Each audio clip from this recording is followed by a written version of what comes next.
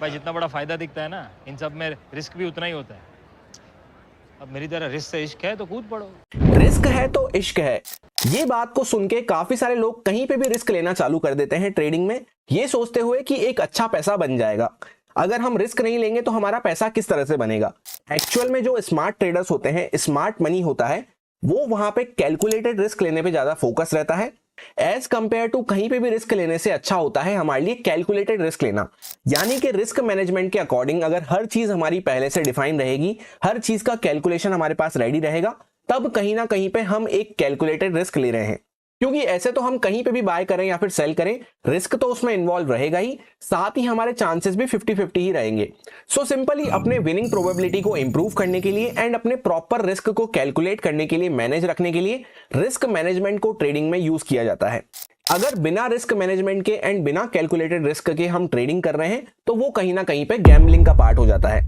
स्वागत है आपका एक और पावर पैक लर्निंग वीडियो में, जिसमें हम ये समझेंगे कि रिस्क मैनेजमेंट क्या होता है, किस टाइप के ट्रेडर को किस टाइप का रिस्क मैनेजमेंट फॉलो करना चाहिए, स्पेशली जिनकी छोटी कैपिटल है उनको किस टाइप का रिस्क मैनेजमेंट फॉलो करना चाहिए, किन बातों का ध्यान रखना चाहिए। रिस्क मैनेजमेंट के रिलेटेड प्रॉपर टेक्निकल कैलकुलेशंस के साथ साथ साइकोलॉजिकली हमें किस तरह से अपना रिस्क मैनेज करते हुए चलना होता है, उस बारे में कंप्लीट वीडियो में हम डिस्कस करने वाले हैं।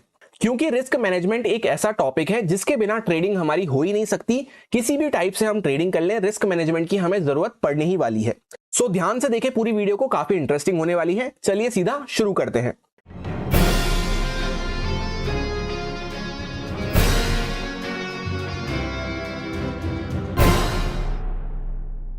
सबसे पहले तो इस बात को अपने माइंड से हटा दें कि स्टॉप लॉस लगाना या स्टॉप लॉस लेना होता है रिस्क मैनेजमेंट। ऐसा नहीं है। रिस्क मैनेजमेंट काफी बड़ा टॉपिक है, उसका एक छोटा सा हिस्सा होता है, छोटा सा पार्ट होता है स्टॉप लॉस को फॉलो करना।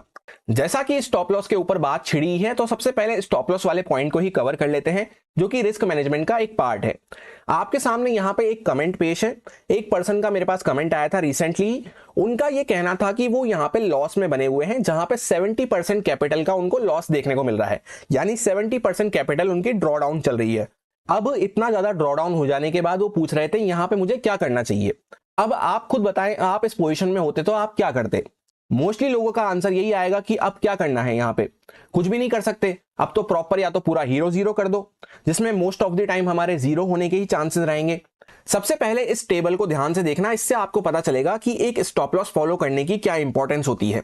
जैसा आप यहां पे देख सकते हैं, 70% उन पर्सन का कैपिटल ड्रॉ डाउन हो चुका था, तो 70% से उनको वापस से पूरा कॉस्ट पे आने के लिए, प्रॉफिट नहीं, सिर्फ वापस से कॉस्ट टू कॉस्ट आने के लिए वहां से 233% का वहां पे रिकवरी चाहिए।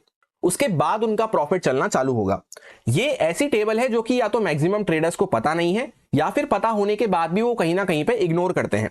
सेकेंड पॉइंट, इस टेबल को देखने के बाद आपको ये क्लियर हो गया होगा कि जितना हम छोटा स्टॉप लॉस परसेंटेज रखेंगे, फॉर एग्जांपल 10-20% पे ही अगर हम कट डाउन कर देते हैं, तो उससे हमारा रिकवरी परसेंटेज का गैप भी कम रहता है, जो कि हमें रिकवर करने में उतना परेशानी नहीं देगा। पर अगर लॉस को हम सही टाइम पे कट डाउन नहीं कर रहे हैं, बढ़ाते जा रहे हैं, तो उसकी रिकवरी भी फिर उतनी ही ज्यादा इम्पॉसिबल होती जाएगी या उतनी ही ज्यादा टफ होती हुई जाएगी। अब यहाँ पे इंपॉर्टेंट साइकोलॉजी क्या रहती है, पहले हम सब यही सोचते हैं कि छोटा सा स्टॉप लॉस लेंगे, पर जब वाकई में हमें छोटा सा लॉस दिखना चालू होता है, तो वहां पे हम कट डाउन करने की जगह होप करने लगते हैं कि क्या पता वापस से रिकवर हो जाए। और मोस्ट ऑफ द टाइम ऐसा होता है, 10 में से कभी एक आध बार, 100 में से कभी एक आध बार रिकवर हो भी जाएगा, पर मोस्ट ऑफ द टाइम ऐसा ही होता है, वो छोटा लॉस वहां से बड़ा लॉस हो जाता है फिर। और बड़ा लॉस हो जाने के बाद, जैसे यहाँ पे इनके केस में 70-80% ड्रॉ डाउन चल रहा था, तो इतना लॉस हो जाने के बाद फिर हम सोचते हैं अब क्या ही रिकवर कर लेंगे, हम 10-20% को बचा के भी अब क्या ही कर लेंगे, और प्रॉपर पूरा हीरो जीरो होने पे हम उसको छोड़ देते हैं। जहां पे भी मोस्टली हमें जीरो ही देखने को मिलता है, वो वहां से पूरा रिकवर होके वापस से हम प्रॉफिट में आ जाएं, ऐसा कभी 100 में से 1-2 बार हो भी जाएगा गलती से, तो वो आगे के लिए हमारी आदत को ही खराब करेगा। इसलिए बेटर यह है कि छोटे में ही हम अपने लॉस को कट डाउन कर दें, जिससे हमारी साइकोलॉजी भी पूरी इंटैक्ट रहे। आइडल रिस्क मैनेजमेंट के अकॉर्डिंग कितना हमारा मैक्सिमम साइड पे स्टॉप लॉस रहना चाहिए, उसको हम यहां पर डिस्कस करने वाले हैं। सबसे पहले दो टाइप के हमारे सामने ट्रेडिंग होती है। एक तो होती है डायरेक्ट स्टॉक्स में ट्रेडिंग करना, जिसको हम इक्विटी ट्रेडिंग या फिर कैश ट्रेडिंग भी कह सकते हैं। दूसरी होती है ऑप्शन ट्रेडिंग करना। ऑप्शन ट्रेडिंग में तो स्ट्रेट फॉरवर्ड हमें 20% का ऑप्शन प्रीमियम पे लॉस रखना चाहिए। इससे ज्यादा का अगर हमारा स्टॉप लॉस बन रहा है, तो हमें वहां पे उस ट्रेड को अवॉइड कर देना चाहिए स्ट्रेट फॉरवर्ड। जैसे फॉर एग्जांपल 200 रुपए का अगर कोई हमारा प्रीमियम है तो उसमें मैक्स टू मैक्स हमारे 40 पॉइंट्स के आसपास स्टॉप लॉस रहना चाहिए। इससे आसपास मतलब हल्का फुल्का 45 हो जाए उतना चल जाएगा, 50 हो जाए उतना चल जाएगा, आसपास रहना चाहिए उसके। क्योंकि ऐसा तो है नहीं 20% हमने लॉस सोच लिया तो उतना ही लॉस पे हम कट डाउन कर देंगे, या कट करते करते उतना ही लॉस होगा, थोड़ा बहुत स्लिपेज भी हमें देखने को मिल सकता है। तो 20 से मैक्स टू मैक्स 25% तक हम मान सकते हैं। इससे ज्यादा कहीं ना कहीं हमें दिख रहा है कि इससे ज्यादा हमारा स्टॉप लॉस बन सकता है, तो उस ट्रेड को हमें स्ट्रेट फॉरवर्ड अवॉइड कर देना है। वहीं पे जो स्टॉक्स होते हैं, इक्विटी ट्रेडिंग होती है, उसमें मेनली 4 टाइप की ट्रेडिंग हमें देखने को मिलती है। उसमें सबसे पहली ट्रेडिंग तो होती है हमारी इंट्राडे, जहां पे सेम डे पे हमें कट डाउन करना है।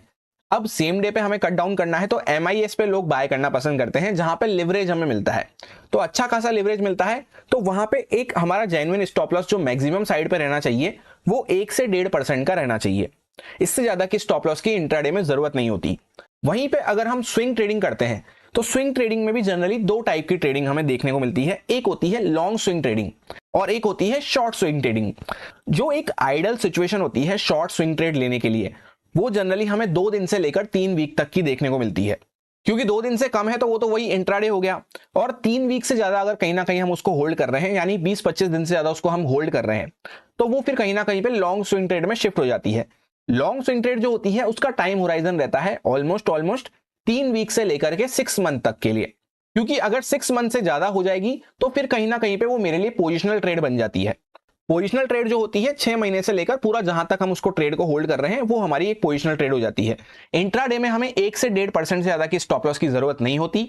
लॉन्ग स्विंग ट्रेड की अगर हम बात कर रहे हैं, यानी कि 3 हफ्ते से लेकर ऑलमोस्ट 6 महीने के आसपास तक हमें उसे होल्ड करने का टाइम होराइजन है, हमें उसका होल्ड करने का माइंडसेट है, तब जाके हम कहीं पे 10 से 12% का मैक्सिमम स्टॉप लॉस अपना डिफाइन कर सकते हैं।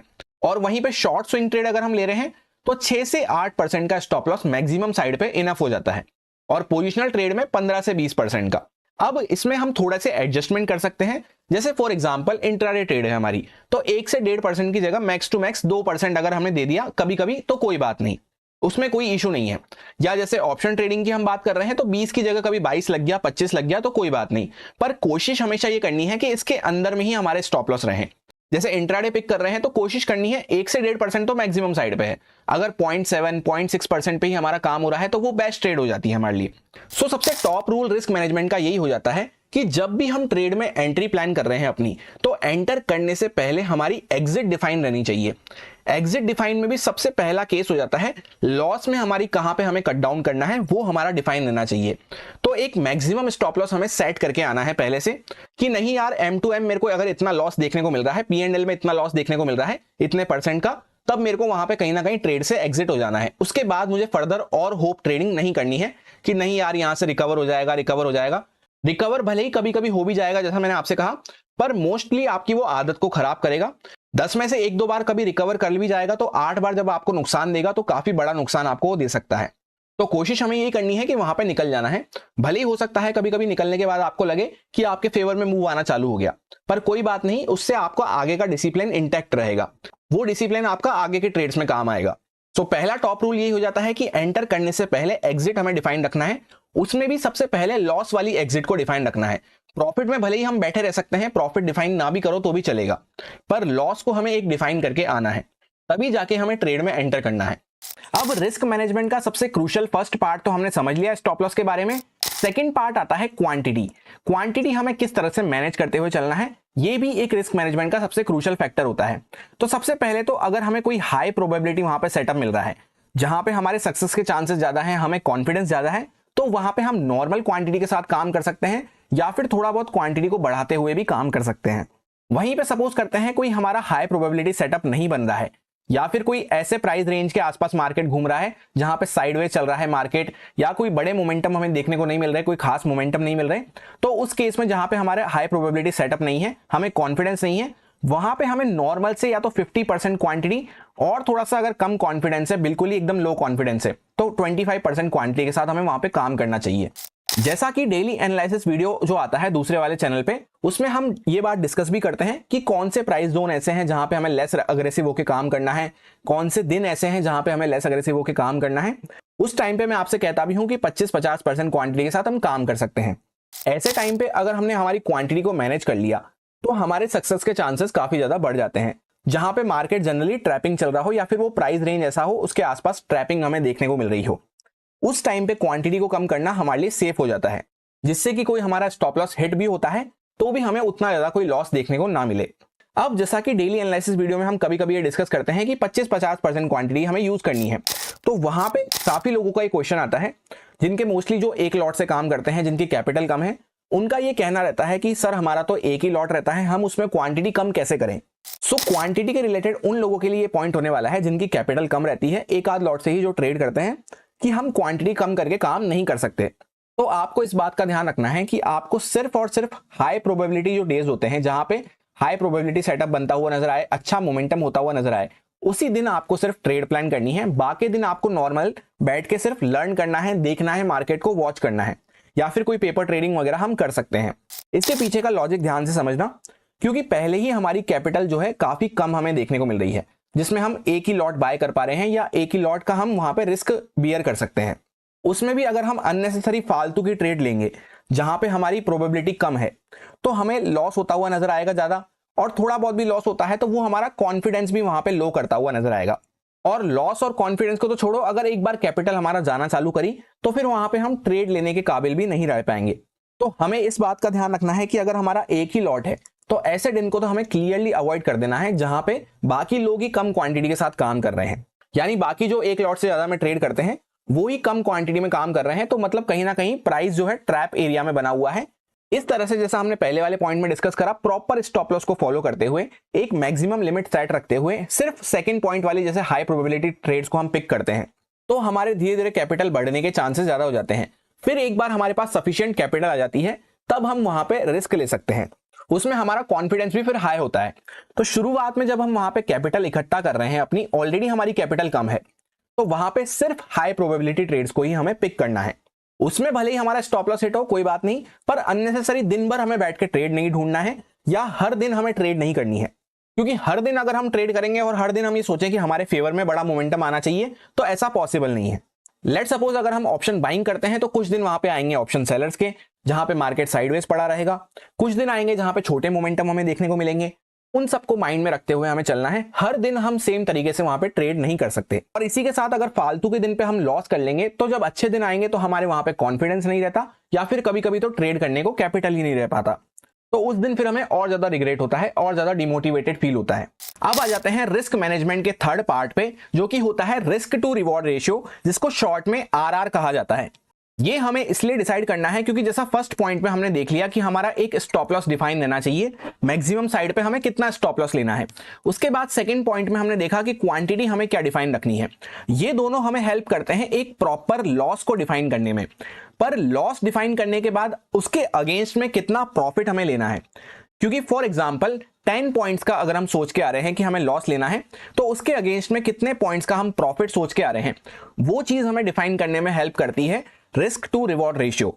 सबसे पहला तो ये बात को ध्यान रखना है कि 1:1 रिस्क रिवॉर्ड अगर हम फॉलो करते हैं तो उसका मतलब ये हो जाता है कि 20 पॉइंट्स का अगर हम स्टॉप लॉस अपना सोच रहे हैं, मान के चल रहे हैं कि 20 पॉइंट हमारा लॉस हो सकता है, तो उसके अगेंस्ट में हम 20 पॉइंट का वहां पे टारगेट मिनिमम साइड पे लेके चलेंगे।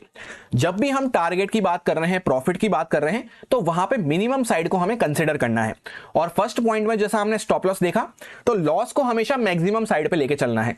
अब फॉर एग्जांपल सबसे पहला एग्जांपल है कि 1:1 रिस्क रिवॉर्ड को अगर हम फॉलो करते हैं, यानी जितने पॉइंट्स का स्टॉप लॉस सोचते हैं उतने ही पॉइंट्स का हम टारगेट लेके निकलते हैं, तो इसमें एटलीस्ट हमें 10 में से 6 या 7 ट्रेड प्रॉफिट में चाहिए, तब जाके हम कहीं ना कहीं पे हल्का फुल्का ग्रीन में क्लोज होंगे या फिर न्यूट्रल साइड पे बने रहेंगे।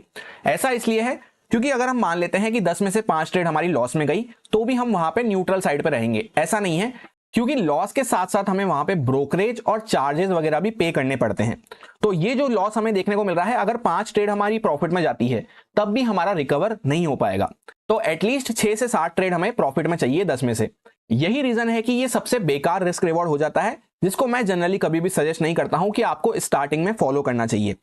बहुत ज्यादा आपको एक्सपीरियंस हो जाएगा, बहुत ज्यादा आप मास्टर हो जाएंगे, तब जाके आप इस रिस्क रिवॉर्ड को फॉलो कर सकते हैं। क्योंकि 10 में से 7 ट्रेड प्रॉफिट में क्लोज करना, ये एक बिगिनर के लिए, एक न्यू ट्रेडर के लिए उतना पॉसिबल नहीं हो पाता है।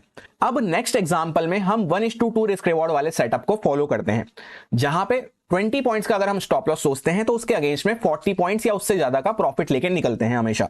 जैसा मैंने आपसे कहा, टारगेट हमेशा मिनिमम साइड पे रहेगा, उससे ज्यादा जितना मिल जाए अच्छा। लॉस हमेशा मैक्सिमम साइड पे रहेगा, उससे कम रहे उतना अच्छा। इस सेटअप को अगर हम फॉलो करते हैं तो 10 में से अगर 3 से 4 ट्रेड मान लेते हैं हम, अगर ग्रीन में क्लोज होती है तो आराम से हम हमारे P&L को ग्रीन में एंड कर सकते हैं। यही सबसे बेस्ट रिस्क रिवॉर्ड सेटअप होता है जो हमें स्टार्टिंग में फॉलो करना चाहिए। ऐसा इसलिए है क्योंकि एग्जांपल लेते हैं 1:2 से ज्यादा का हम कुछ सोच रहे हैं, 1:3, 4, 5, 6 अगर हम सोच रहे हैं, तो उतना एक बिगिनर ट्रेडर के लिए होल्ड करना, ट्रेड में बने रहना पॉसिबल नहीं हो पाता है स्टार्टिंग में। तो कोशिश हमें ये करनी है शुरुआत में कि 1:2 रिस्क रिवॉर्ड को हम अचीव कर सकें। अच्छे से जब हम 1:2 रिस्क रिवॉर्ड कैप्चर करना सीख जाएंगे तो आराम से 10 में से अगर 4 ट्रेड भी हमारी प्रॉफिट में एंड होती हैं तो हम वहां पे कहीं ना कहीं ग्रीन में ही बने रहेंगे। रिस्क रिवॉर्ड ही ऐसा होता है जो कि हमें प्रॉफिटेबल बनने में हेल्प करता है, क्योंकि स्टॉप लॉस तो हमें लेने ही पड़ेंगे, लॉस तो हमारे होंगे ही ट्रेड में, पर 10 में से कितनी ट्रेड हमारी लॉस में जा रही है और जब हम प्रॉफिट ले रहे हैं तब हमें लॉस से ज्यादा प्रॉफिट लेना है। अब एक प्रॉपर रिस्क मैनेजमेंट को फॉलो करने के लिए ये 3 पॉइंट्स हमारे लिए काफी होते हैं। सबसे पहले मैक्सिमम स्टॉप लॉस सेट करना, उसके बाद क्वांटिटी जिसको हम पोजीशन साइजिंग भी कह सकते हैं उसको एक सेट रखना, उसके बाद third point risk to reward, कितना हमें प्रॉफिट लेके निकलना है।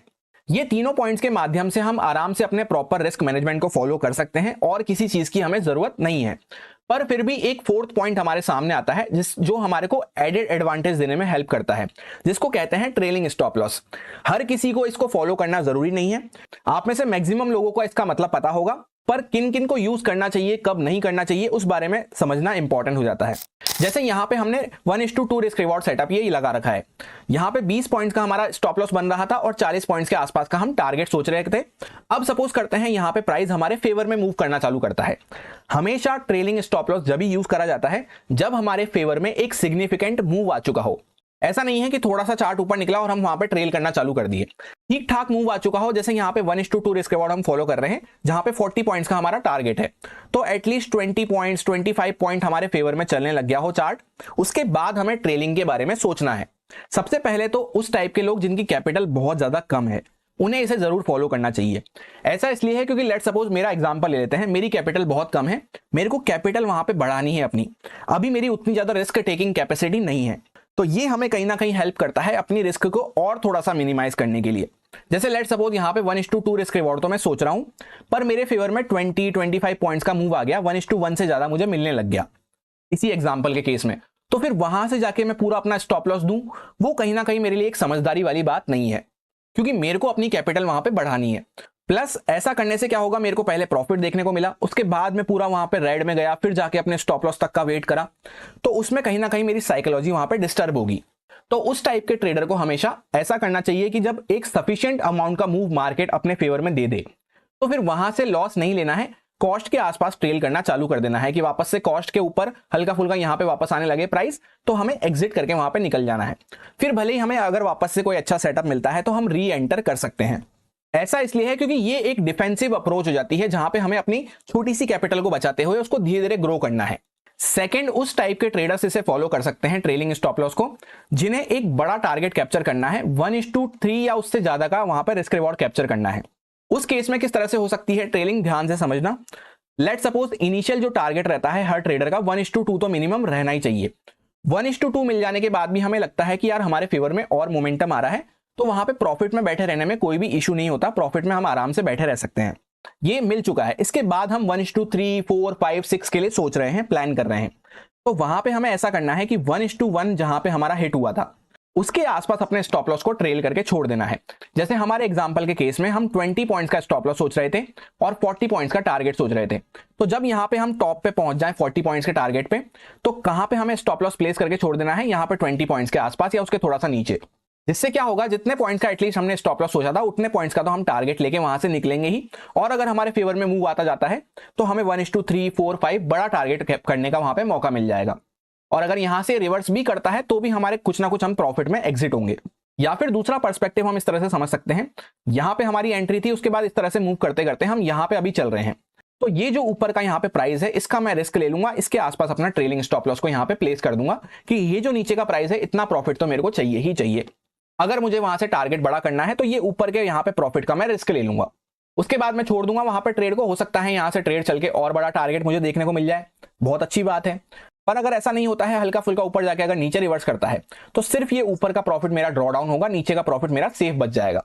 अब देखते हैं कि किन लोगों को इसे फॉलो नहीं करना चाहिए। सबसे पहले तो उन लोगों को इसे फॉलो नहीं करना है जिनके इमोशंस उनके कंट्रोल में नहीं रहते। क्योंकि फॉर एग्जांपल जैसा हमने यहाँ पे डिस्कस करा कि चार्ट इस तरह से मूव करता करता आ रहा है, यहां तक पहुंच गया, तो नीचे के प्रॉफिट को हमने सेफ रख लिया, ऊपर के प्रॉफिट पे हम रिस्क ले रहे हैं। पर काफी लोग ऐसा करते हैं, जब वापस से नीचे आएगा तो वो नीचे का प्रॉफिट भी अपना ड्रॉ डाउन करवा लेते हैं और बल्कि लॉस में ही चलता जाता है। वो सोचते हैं यहां से ऊपर आ जाएगा, यहां से ऊपर आ जाएगा।